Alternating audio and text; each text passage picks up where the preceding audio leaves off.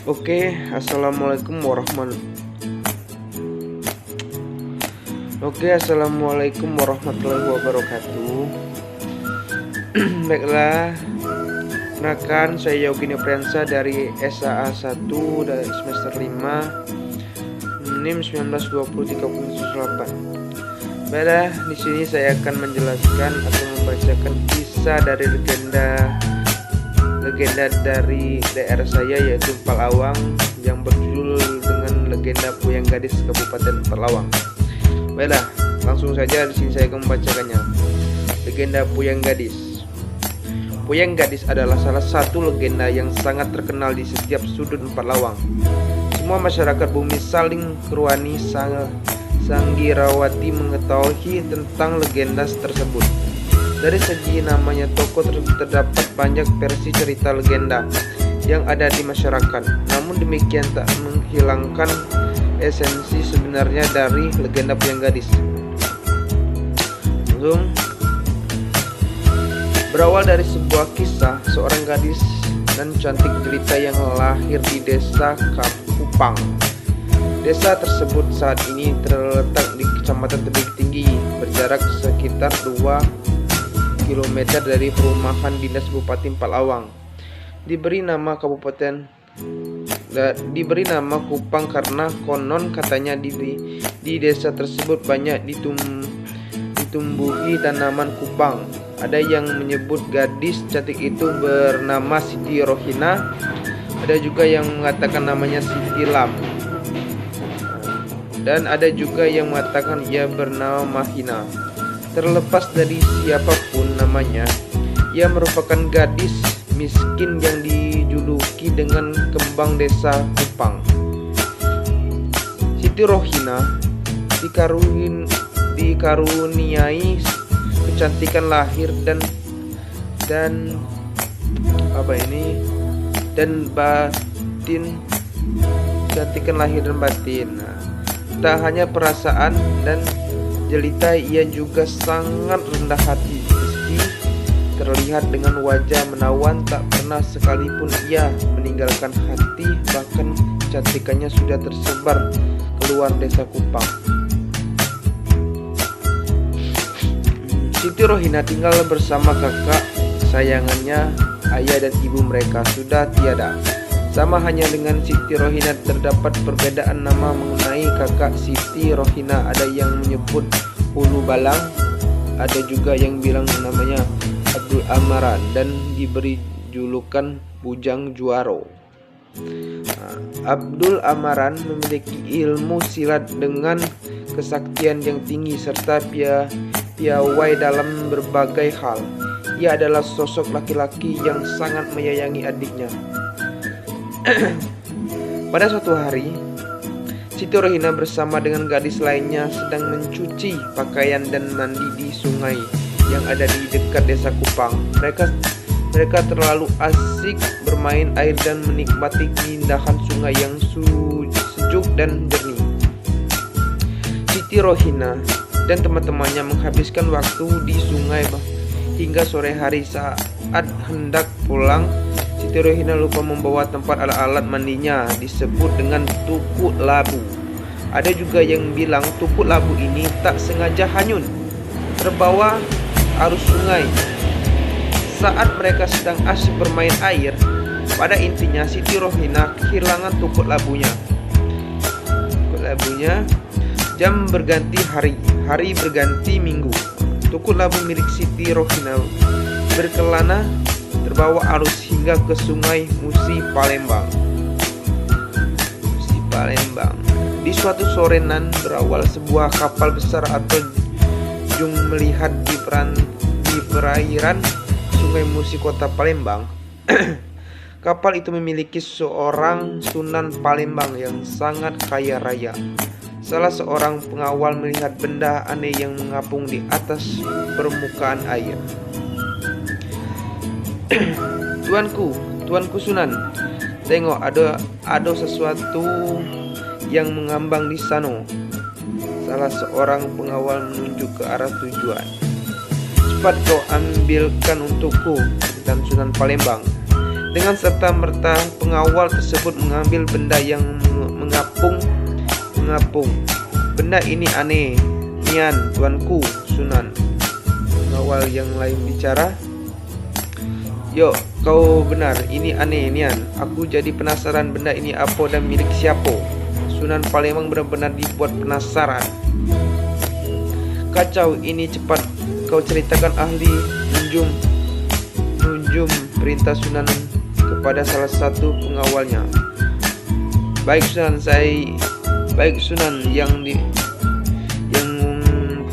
yang diperintahkan mencari ahli nunjung setelah kapal mereka menepi di tujuan. Alhasil mereka menemukan ahli nunjung yang kemampuannya tidak diragukan lagi. Segera Sunan Palembang menemui ahli nunjung tersebut dengan harapan tinggi dapat mengetahui mengenai benda aneh yang ditemukannya. Coba kau cari tahu benda apa dan milik siapa ini, perintah Sunan Palembang. Si ahli nunjung mengambil benda ini lalu mengucapkan beberapa mantra yang terdengar asing bahkan aneh. Hanya si ahli nunjung yang mengetahui makna ucapannya. Tak butuh waktu lama untuk menemui asal keinginan Sunan Palembang. Si ahli nunjung sudah mengetahui nama benda itu, siapa pemilik serta dari mana asalnya. Ayo, kau sudah tahu? Tanya Sunan Palembang penasaran. Yo Sunan, aku sudah tahu, jawab ahli nunjung dengan mantap. Cepat beritahu aku. Sunan Palembang semakin tak sabar. Benda ini namanya tukul labu. Biasanya dipakai untuk naruh perlengkapan mandi. Tukul labu ini punya gadis sebelaga namanya Siti Rohina. Si ahli nunjung diam sejenak. Mendengar pemilik tukul labu ini, seorang gadis cantik, Sunan Palembang semakin bersemangat dan semakin tak sabaran. Lalu di mana Siti Rohina tinggal? Sunan Palembang mendesak. Si ahli nunjung menarik nafas pendek lalu melanjutkan ucapannya. Siti Rohina tinggal di desa yang banyak ditumbuhi tanaman kupang di belahan Sungai Musi arah selatan. Dia adalah kembang desa, yatim piatu dan berasal jadi keluarga miskin. Kalau Sunan nak pergi ke sana, maka harus pakai perahu. Setelah mengetahui semuanya, Sunan Palembang memutuskan untuk berkunjung menemui Siti Rohina. Dia memang tipe laki-laki yang sangat suka dengan gadis cantik, karena itulah Sunan Palembang memiliki banyak selir.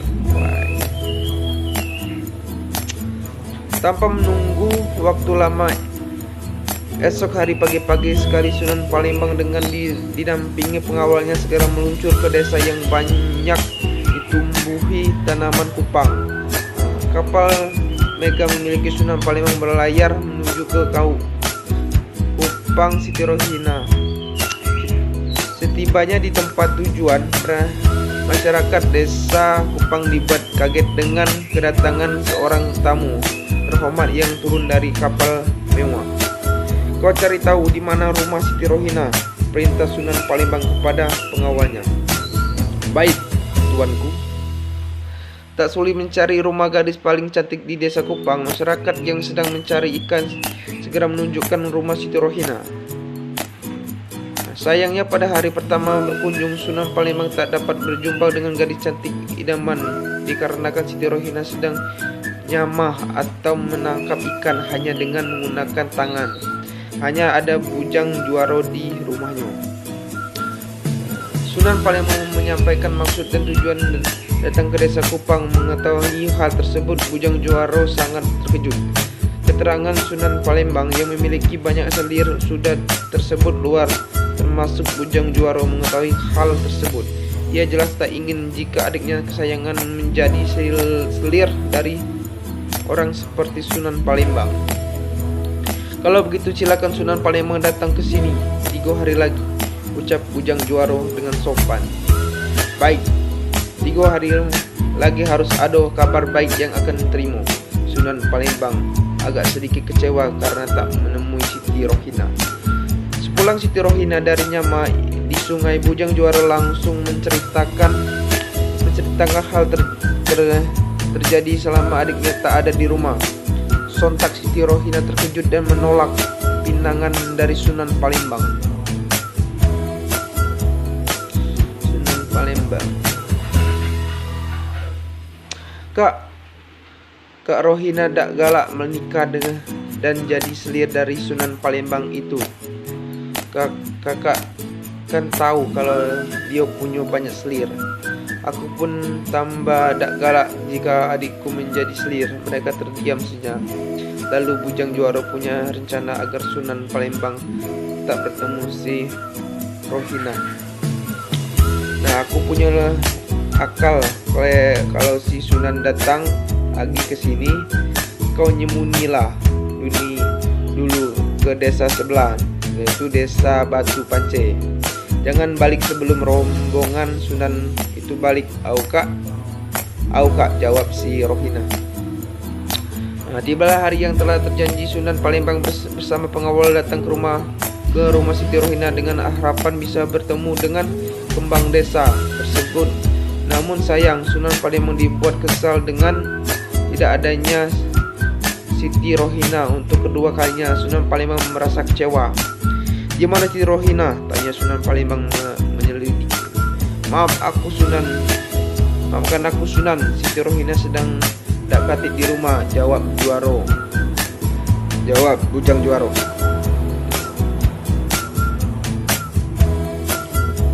Tampak jelas dari rautan Juara bahwa ia menolak kedatangan rombongan Sunan Palembang yang merasakan dipermainkan, tidak terima dengan perlakuan si Bujang Juara. Dia sangat kesal dan memerintahkan para pengawal untuk menyerang Bujang Juara. Namun sang kesaktian Bujang Juara sudah terkenal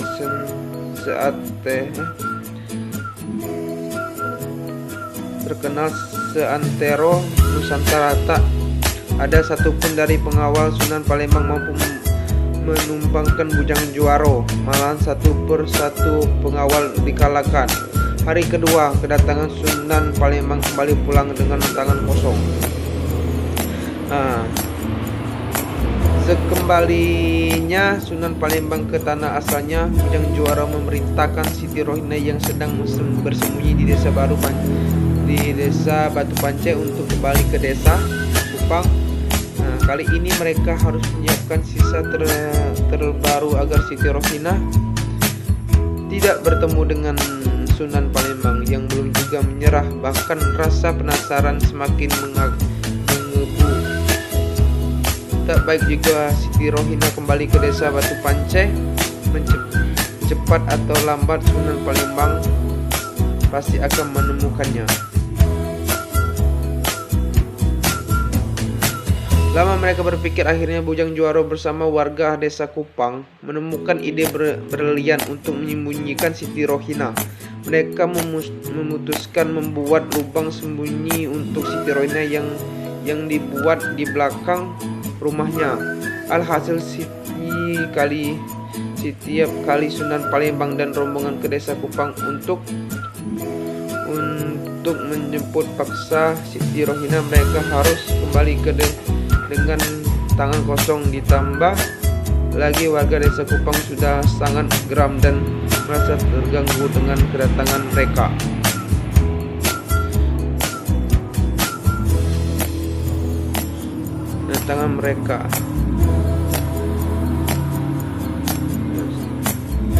Pada suatu hari saat Sunan Palembang dan para pengawal kembali ke desa Kupang, bergegas Bujang Juara dan warga menyembunyikan Siti Rohina ke dalam lubang dengan sangat terburu-buru.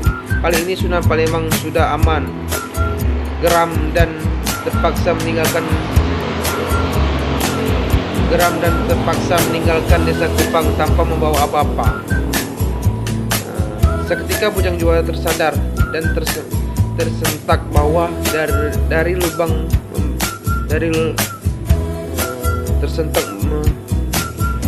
Seketika Bujang Juara tersadar dan tersentak bahwa dirinya lupa memberikan bambu yang biasa digunakan Siti Rohina untuk jalur pernapasan. Alamak, aku nede tegingan masang bulu pernapasan di lubang Siti Rohina, ucap Bujang Juara dengan wajah cemas. Segera merasa menggali lubang tersebut, tapi alangkah terkejut di dalam lubang tak dijumpai Siti Rohina. Hanya menyisakan sehelai pakaian saja. Lalu tiba-tiba terdengar suara gaib dari Siti Rohina. Suara gaibnya seperti ini. Uma ade apa sih? Suara gaibnya yang Uma ade anak cucung aku yang kecantikannya lebih dari aku, make dia nedekan pacak umur dia pasti akan mati muda. Make nede jadi hal yang sama oleh aku. Dari suara gaib itu seperti itu. Nah, kisah Puyang Gadis ini sangatlah diyakini oleh warga Kupang hingga saat ini. Menurut pengakuan dari warga setempat, sudah banyak terjadi gadis Kupang yang cantik jelita selalu saja mati atau meninggal sebelum menikah. Bahkan keburukan gadis Puyang Gadis yang berdampingan dengan kuburan Bujang Juaro sering diziarahi oleh warga setempat. Hal aneh lainnya ialah kuburan Puyang Gadis lalu meninggi beberapa sentimeter setiap tahunnya. Fenomena tersebut diyakini agar warga desa Kupang selalu mengenang Puyang Gadis. Baiklah, itulah cerita dari saya, cerita dari Empat Lawang, yaitu legenda Puyang Gadis. Kalau mau